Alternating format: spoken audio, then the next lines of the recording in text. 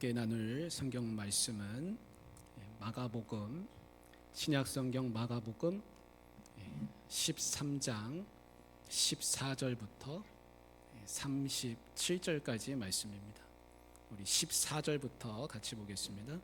마가복음 13장 14절부터 37절까지 같이 보겠습니다.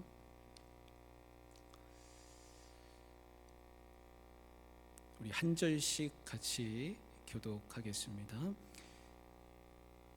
멸망에 가증한 것이 서지 못할 곳에 선 것을 보거든 읽는 자는 깨달을진저 그때 유대에 있는 자들은 산으로 도망할지어다.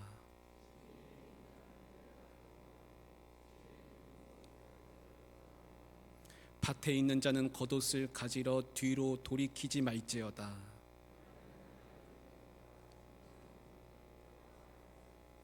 이 일이 겨울에 일어나지 않도록 기도하라.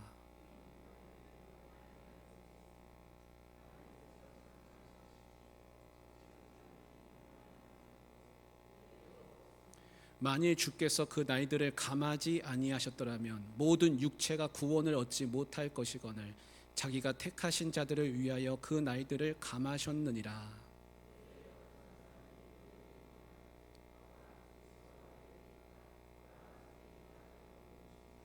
거짓 그리스도들과 거짓 선지자들이 일어나서 이적과 기사를 행하여 할 수만 있으면 택하신 자들을 미혹하려 하리라.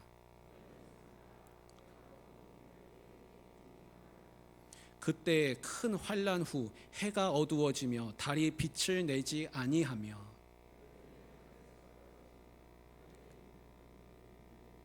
그때에 인자가 구름을 타고 큰 권능과 영광으로 오는 것을 사람들이 보리라.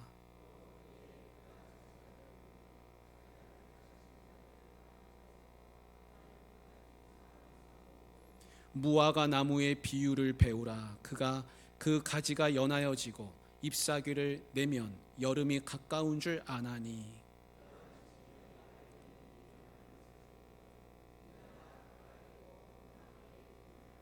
내가 진실로 너희에게 말하노니 이 세대가 지나가기 전에 이 일이 다 일어나리라. 그러나 그 날과 그 때는 아무도 모르나니 하늘에 있는 천사들도 아들도 모르고 아버지만 아시느니라. 가령 사람이 집을 떠나 타국으로 갈 때 그 종들에게 권한을 주어 각각 사물을 맡기며 문지기에게 깨어 있으라 명함과 같으니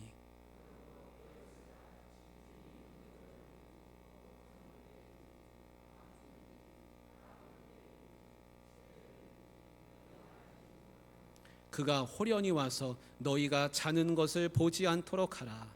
깨어 있으라. 내가 너희에게 하는 이 말은 모든 사람에게 하는 말이니라 하시니라. 아멘.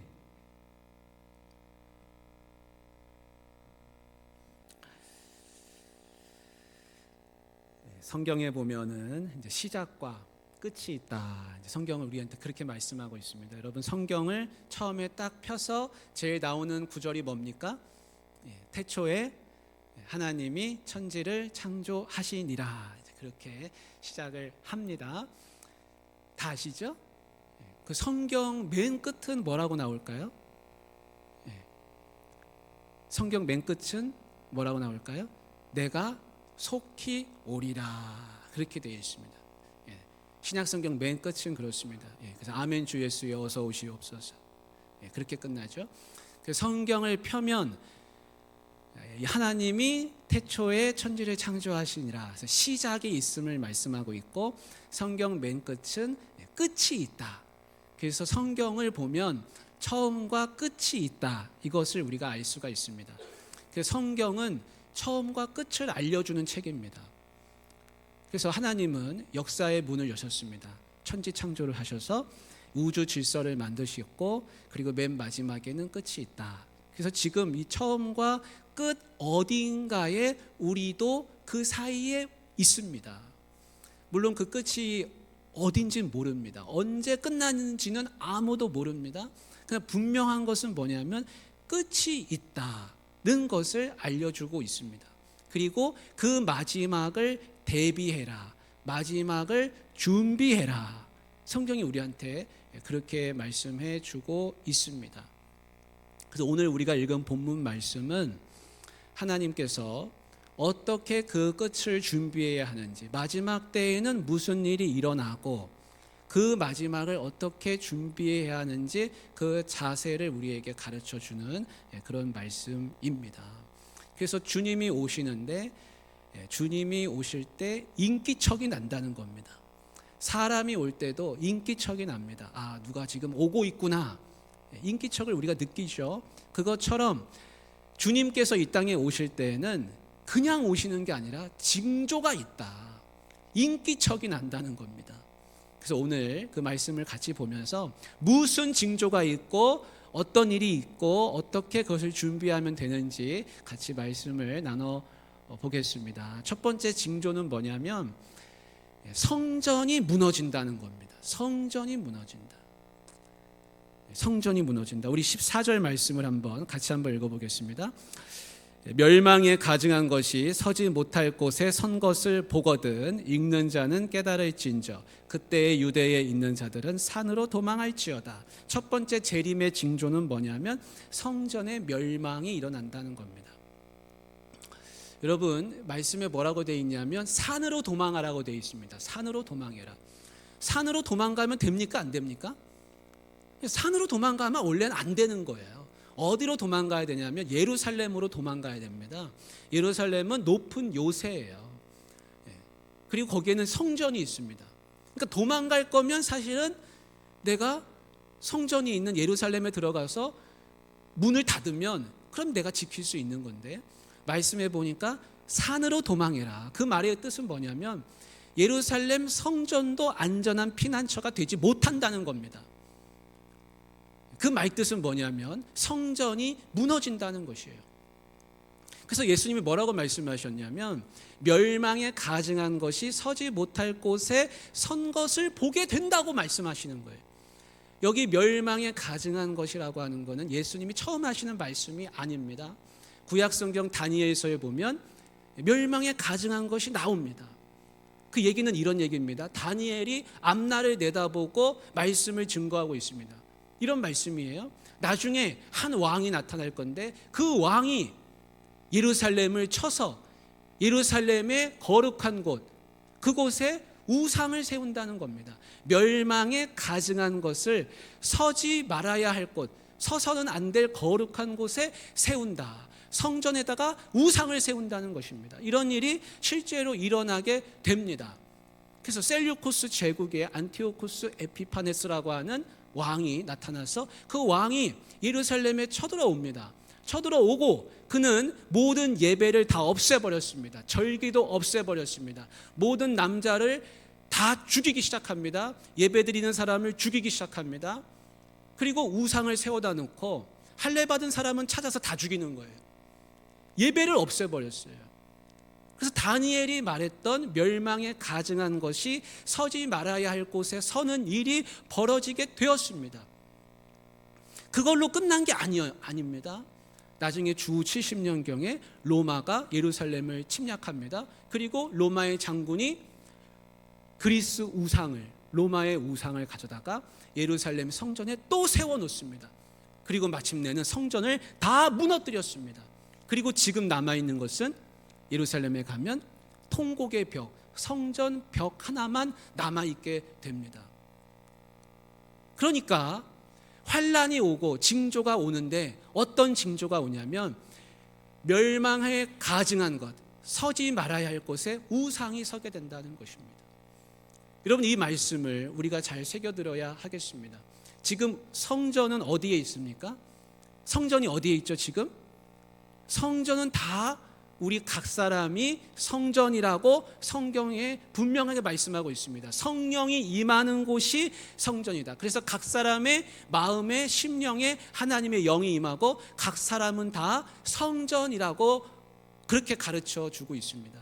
그런데 말세에는 어떤 징조가 일어나냐면 하나님을 모시고 사는 사람들이 성전인데 그 성전이 다 무너진다는 겁니다.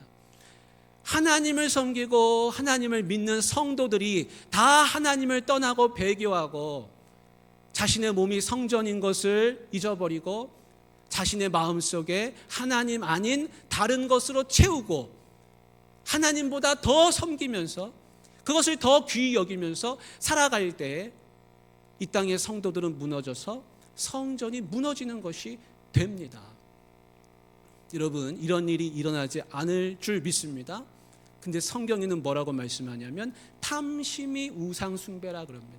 내 마음속에 하나님 말고 원하는 그 무엇인가가 있으면 벌써 우상 숭배입니다. 나는 우상 숭배하지 않습니다. 내 집에는 우상이 없습니다. 여러분, 그게 아닙니다. 내 마음속에 하나님 아닌 다른 것으로 채워서 내 마음속이 하나님보다 더 다른 것을 귀히 여기면서 거기에 매여서 그걸 쫓아가면서 열심으로 살고 있으면 이미 그 사람은 성전이 무너진 것이고 이것이 멸망의 징조, 말세의 징조라고 예수님께서 우리에게 말씀해 주고 계십니다.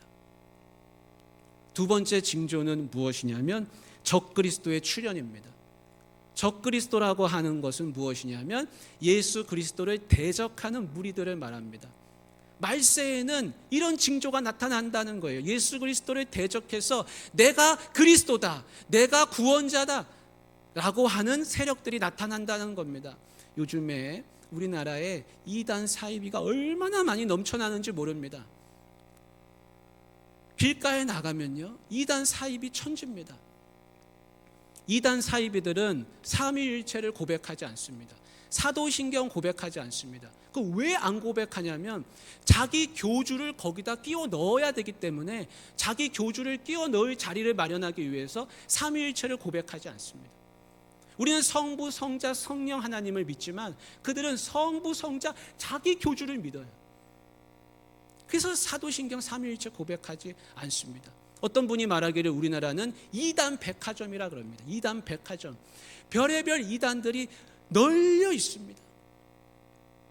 얼마 전에도 신천지가 저 대구의 큰 주 경기장을 빌려가지고 10만 명 수료식을 했습니다. 근데 그 건너편에는 내 아들 내놔라, 내 딸 내놔라, 우리 가족 돌려달라고 우는 가족들이 거기서 진을 치고 천막을 치고 제발 좀 돌아오라고 외치고 있습니다. 여러분, 이런 일들이 너무나 많이 일어납니다. 제가 밖에 나가서 옥포중앙교회에서 전도 나왔습니다. 예수님 믿으시고 구원 받으십시오. 그랬더니 그분이 하는 말이 하나님 어머니를 믿으세요. 그러고 지나가는 거예요. 하나님 어머니를 믿으시라고. 저한테 오히려 여러분, 하나님 어머니가 성경에 있습니까? 없습니까? 없습니다. 없음에도 불구하고 자기 교주를 하나님 어머니라고 믿고 따르고 있습니다.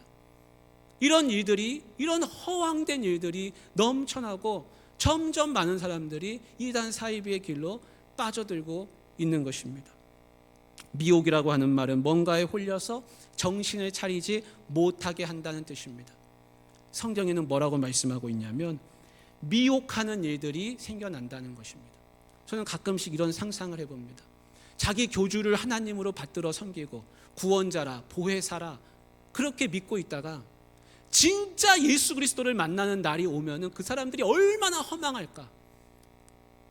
나는 이 사람이 나의 교주가 하나님인 줄 알고 믿었는데, 예수님인 줄 알고 믿었는데 진짜 예수님이 나타나시는 그날 얼마나 그 마음이 무너질까. 정말 안타깝기가 그지 없습니다. 여러분, 이단 사이비에 미혹되지 마시고 늘 조심하시기를 바랍니다.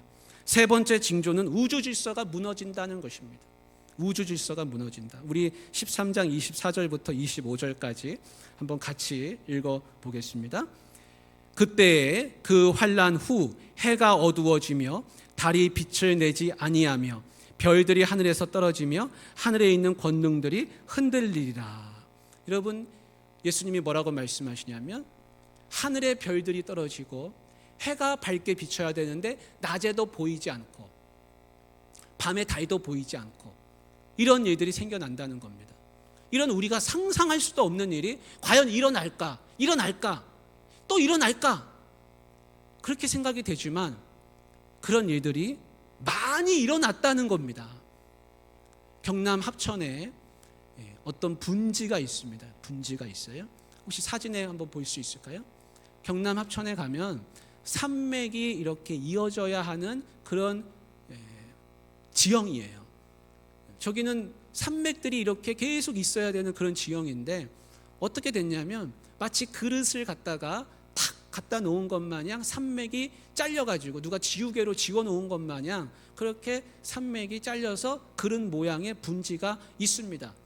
그래서 이게 도대체 뭘까 늘 사람들이 궁금해했는데 신문이랑 방송에도 나왔었죠.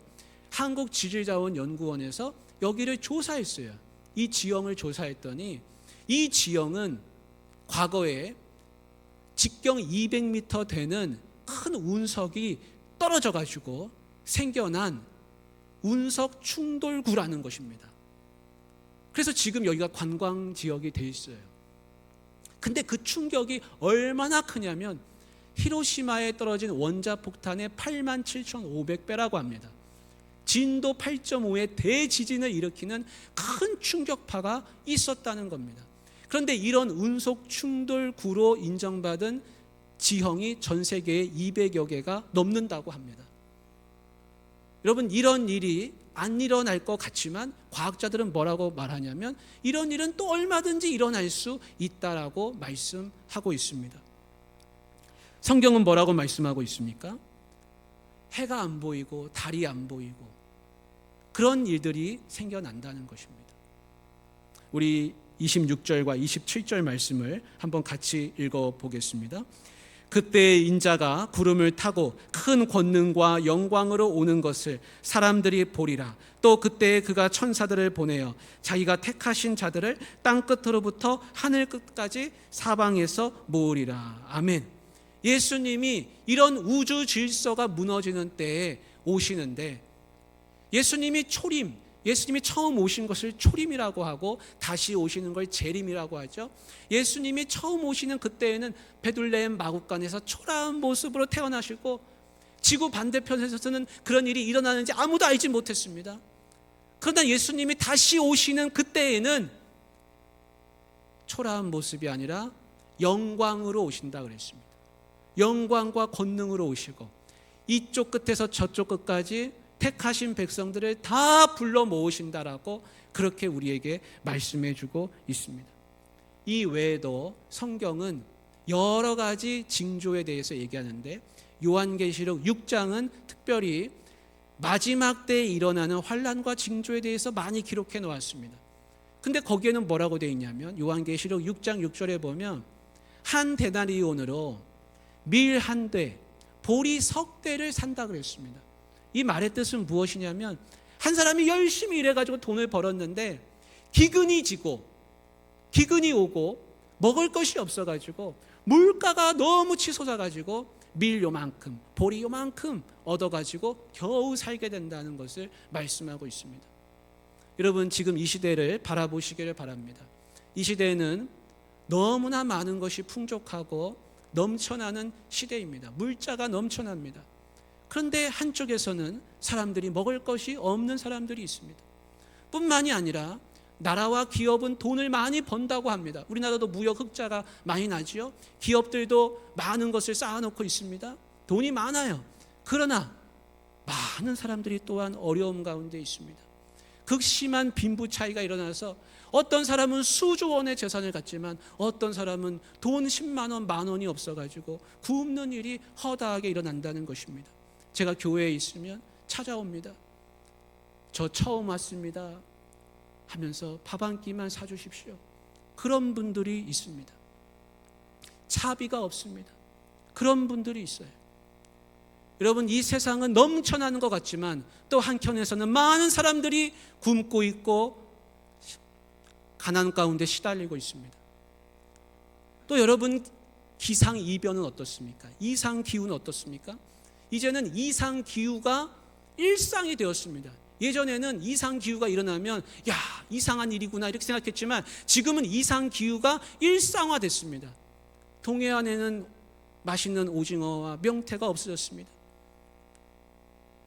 저 북극에는 빙하가 녹아가지고 사람들이 큰 어려움을 당하고 있습니다.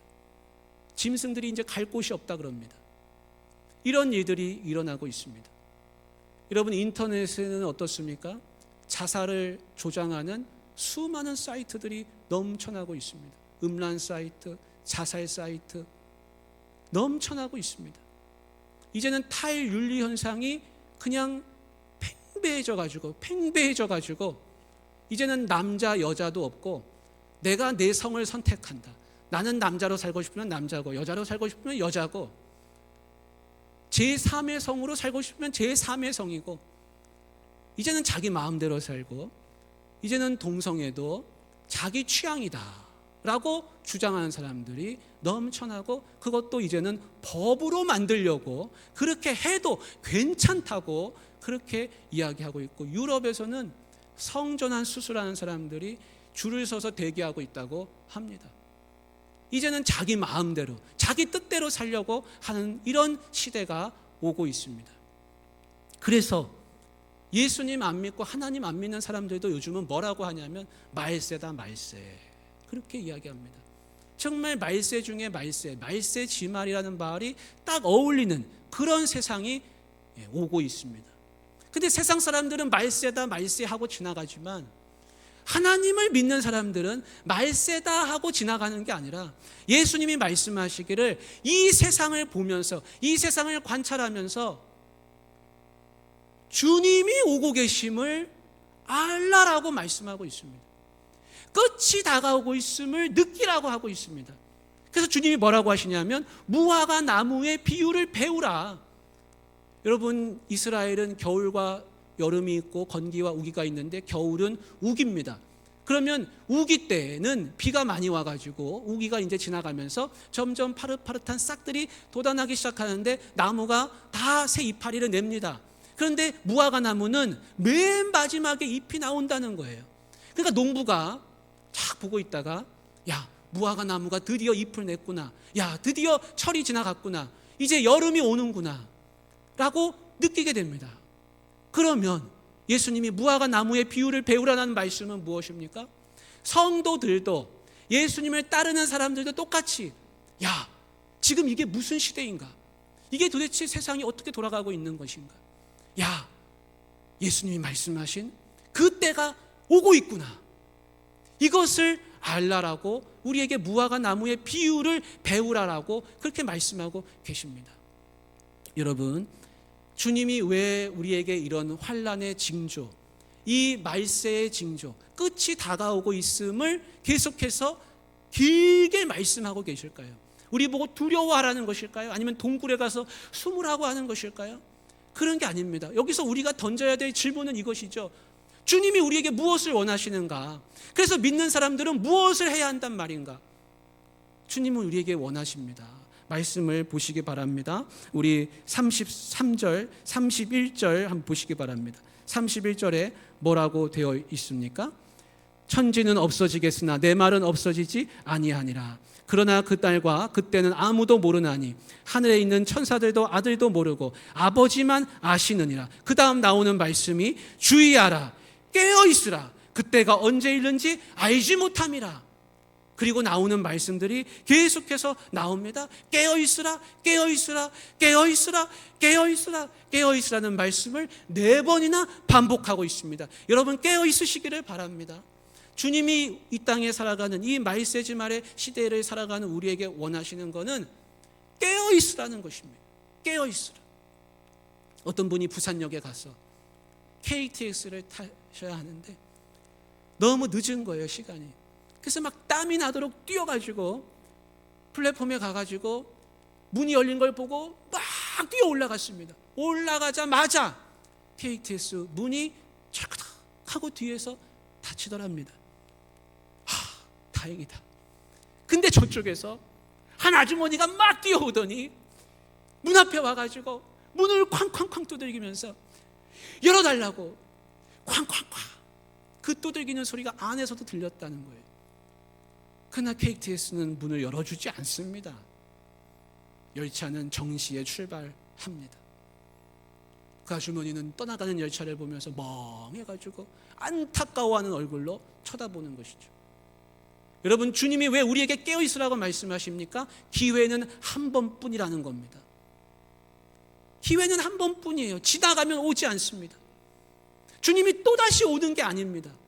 내가 올 때, 호련히 올 때 자지 않도록 조심해라. 잠들어 있지 않도록 주의하라 라고 말씀하십니다. 성도가 깨어 있어야 할 또 다른 이유가 있는데요, 베드로전서 5장 8절 말씀 자막으로 보여주시면 우리 한번 같이 읽어보겠습니다. 뭐라고 말씀하고 있냐면, 근신하라, 깨어라, 너희 대적 마귀가 우는 사자같이 두루다니며 삼킬 자를 찾는다 그랬습니다. 내가 깨어 있어야 될 또 다른 이유가 있는데, 우는 사자같이 마귀가 돌아다니면서 삼킬 자를 찾고 있는데, 내가 잡아먹히지 않기 위해서는 깨어 있어야 한다는 것입니다. 깨어 있지 않으면 잡아먹히는 것입니다. 잡아먹히는 것입니다. 그래서 성경은 뭐라고 말씀하냐면 깨어 있으라. 근데 깨어 있는다는 게 눈을 부릅뜨고 크게 뜨고서 있으면 깨어 있는 것인가? 그렇지 않습니다. 성경은 뭐라고 말씀하냐면 골로새서 4장 2절에 기도를 계속하고 기도에 감사함으로 깨어 있으라. 기도를 계속하고 기도에 감사함으로 깨어 있으라. 같이 한번 읽어보겠습니다. 기도를 계속하고 기도에 감사함으로 깨어 있으라. 누가복음 21장 36절에 한번 같이 읽어보겠습니다. 이러므로 너희는 장차 올 이 모든 일을 능히 피하고 인자 앞에 서도록 항상 기도하며 깨어 있으라. 기도하며 깨어 있으라 그랬습니다. 기도하는 사람은 깨어 있는 사람이고, 기도하지 않는 사람은 잠들어 있는 사람입니다. 여러분, 운전하시는 분들 중에 졸음운전 습관된 분들이 있습니다. 길도 잘 알고 직업이 운전하다 보니까 다 능숙합니다. 그래서 졸음운전이 습관이 됩니다. 여러분, 졸음운전해서 사고 안 난다고 그거 하다 보면 괜찮습니까? 괜찮습니까? 사고 안 났으니까 잘한 겁니까? 그렇지 않습니다. 언젠가는 사고 납니다. 내가 신앙생활 기도 안 해도 나는 지금 사는 게 만족스럽고 괜찮다. 내 가정 화목하고 직장 별 문제 없고 그래서 나는 기도하지 않아도 괜찮다라고 생각하는 사람은 정말 조심해야 됩니다. 왜냐하면 졸음운전하는 사람이 졸음운전해도 나는 괜찮다, 사고 나지 않았다, 그렇게 생각하는 거하고 별반 차이가 없습니다. 성경은 기도하지 않으면 잠든 것이라고 말씀하고 있습니다. 내가 기도하지 않고 지금까지 잘 살아왔다면 그건 정말 큰 은혜입니다. 1만 킬로미터 졸음운전해서 사고 난다고 하는 데이터가 있다고 여러분 가정해 보십시오. 지금 그 데이터에 의하면 1만 킬로미터에 다가가면 다가갈수록 점점 사고의 위험은 커지고 있습니다. 큰 사고가 내 앞에, 바로 앞에 있는 줄 나는 미처 모르고 있을 수 있습니다. 내가 기도하지 않고 신앙생활 잘해왔다고 여러분 자랑이 아닙니다. 사고를 피했다고 그것이 자랑이 아닙니다. 지금 더 큰 일이 나한테 다가오고 있는 줄 모릅니다. 이 말세지말에 주님께서 우리에게 경고하시는 이유가 여기에 있습니다. 앞으로 더 큰 일이 올 수 있다. 그래서 너희는 깨어있으라. 깨어있는 자는 환난이 두렵지 않고 피할 수 있다라고 말씀하시는 겁니다. 여러분, 요셉은 7년 앞을 내다보고 흉년을 내다보고 준비했습니다. 느헤미야는 모두가 잠들어 있을 때 깨어서 성벽을 돌았습니다. 노아는 모두가 세상에 취해 있을 때 방주를 만들었습니다. 깨어있던 사람은 환난을 다 피했습니다. 깨어있는 사람은 환난 두렵지 않습니다. 가나안 농군학교 만드셨던 김용기 장로님이 기도실 앞에다가 이런 문구를 써놨습니다. 조국이여 안심하라. 조국이여 안심하라. 그 말의 뜻은 무엇이냐면 조국이여 안심하라. 내가 기도하노라 라는 뜻입니다. 지금 우리나라는 큰 환난 가운데 있고 위기 가운데 있습니다. 여러분, 이런 세상을 바라보면서 그리스도인이 가져야 될 마음가짐은 무엇입니까? 내가 깨어 있어야 되는구나. 내가 기도해야 되는구나. 조국이여 안심하라. 내가 기도하노라. 우리 다 같이 이렇게 말할 수 있기를 정말 원합니다. 사랑하는 우리 귀한 성도님들, 지금 이 시대를 바라보시고 사람들과 함께 잠들지 마시고 취하지 마시고 사람 많은 곳에 가지 마시고 구별된 곳으로 가셔서 정말 깨어서 같이 기도하시고, 평소에 5분 기도하셨던 분은 10분으로 더 늘리시고, 한 번 기도하시는 분은 2번, 3번 기도하셔서 주님 앞에서 주님, 나 깨어 있습니다. 내가 주님 만날 그날을 위해서 나 깨어 있습니다. 여러분 다 같이 이렇게 고백할 수 있기를 주님의 이름으로 축복합니다. 아멘. 우리 다 같이